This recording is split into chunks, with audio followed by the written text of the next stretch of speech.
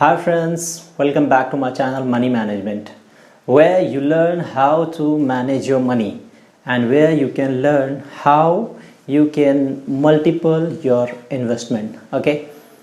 जब तक आप सीखेंगे नहीं तब तक आप मल्टीपल कैसे करेंगे, करेक्ट? और आज हम बात करने वाले हैं कि what is short selling. Short selling हम कैसे कर सकते हैं और उसमें भी कैसे पैसे बना सकते हैं। मुझे एक सब्सक्राइबर का कॉल आया था एंड और भी कई सारे रिक्वेस्ट हैं पड़े हुए जिसके ऊपर मुझे वीडियो बनाना। तो आज मैंने जो पिक किया है वो शॉर्ट सेलिंग है। ओके, क्योंकि शॉर्ट सेलिंग कैश में भी होता है, फ्यूचर में भी होता है, ऑप्शन भी होता है, सबके अलग अलग तरीके हैं, सब में अलग अलग मार्जिन यूटिलाइज होता है।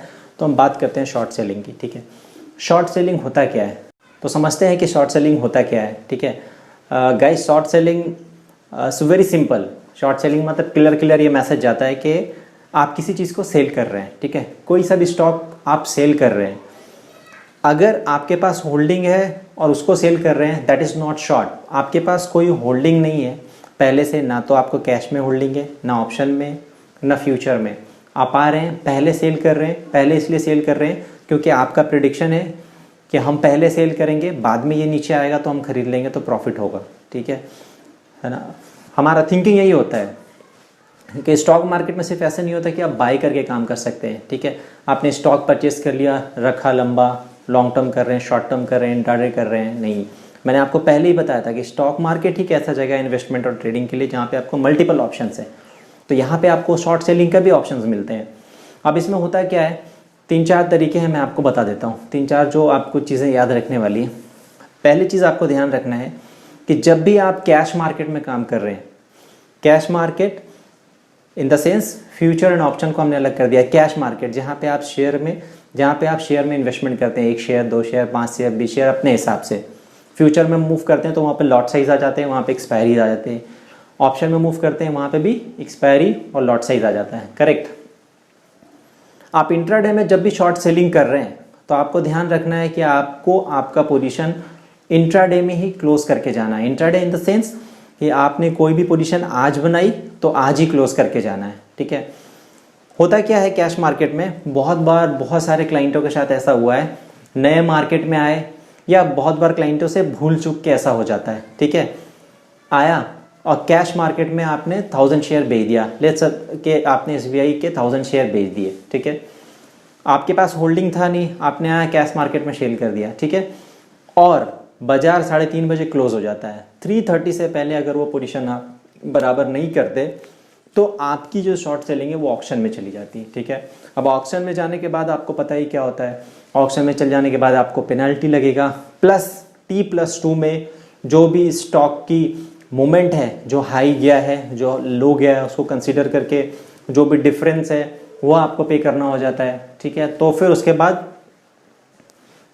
प्रक्रिया अलग हो जाती है। इसीलिए आपको हमेशा ये ध्यान रखना है कि जब आप कैश मार्केट में काम कर रहे हैं तो शॉर्ट सेलिंग कर रहे हैं, कोई भी स्टॉक आप पहले बेच रहे हैं बाद में खरीदने के लिए, है ना, क्योंकि मार्केट दोनों तरफ चलता है, प्लस माइनस। ठीक है, तो जब बाजार आपका प्रेडिक्शन होता है या किसी स्टॉक पे आपका प्रेडिक्शन होता है कि पॉजिटिव मूवमेंट होने वाला, तेजी लग रही है, तो आदमी बाई करके काम करता है।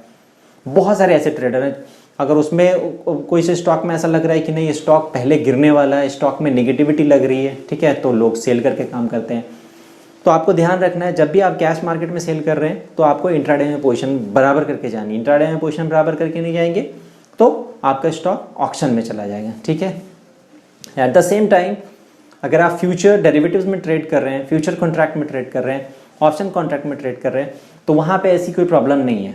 वहाँ पे आपके पास ऑप्शन है, आप शॉर्ट पोजीशन भी क्रिएट कर सकते हैं फॉर कैरी फॉरवर्ड पर्पस, है ना, और आप लॉन्ग में भी कर सकते हैं। तो वहाँ पे ऑक्शन की ऐसी कोई प्रॉब्लम नहीं है कि आपके पास होल्डिंग नहीं है फ्यूचर में, डेरिवेटिव्स में, तो आप सेल नहीं कर सकते हैं, और सेल करना है तो आपको इंट्राडे में बराबर कर जाना है, ऐसा नहीं है।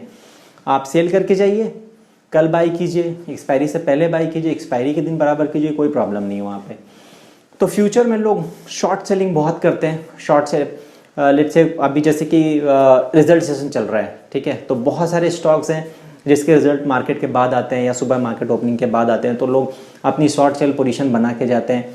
या और भी कॉल्स हैं, टेक्निकल कॉल्स आती हैं जो 1-2 दिन की होती हैं, तो लोग है ना शॉर्ट करके बहुत जाते हैं। तो फ्यूचर में आप शॉर्ट सेलिंग 1 दिन 2 दिन 5 दिन 10 दिन के लिए क्रिएट कर सकते हैं, वहाँ पे ऑप्शन की कोई प्रॉब्लम नहीं है, ठीक है।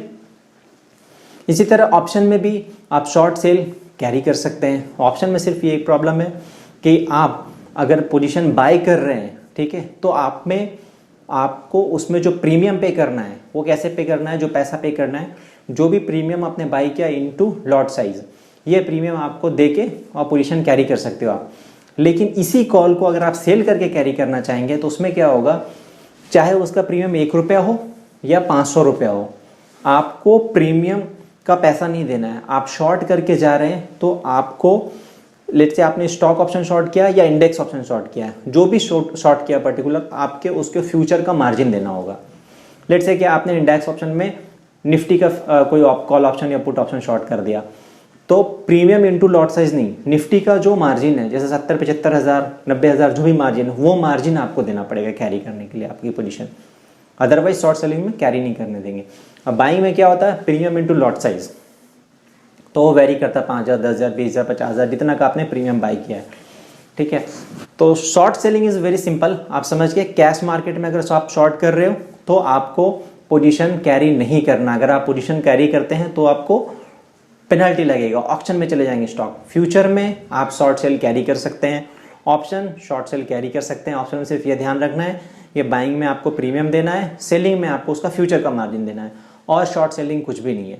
लेकिन मैं आपको बता दूं दोस्तों, शॉर्ट सेल करके है ना बहुत सारे स्ट्रैटेजी बनते हैं और शॉर्ट करके लोग बहुत अच्छा काम करते हैं। शॉर्ट सेलिंग के भी मैं स्ट्रैटेजीज आपको बताऊंगा आगे।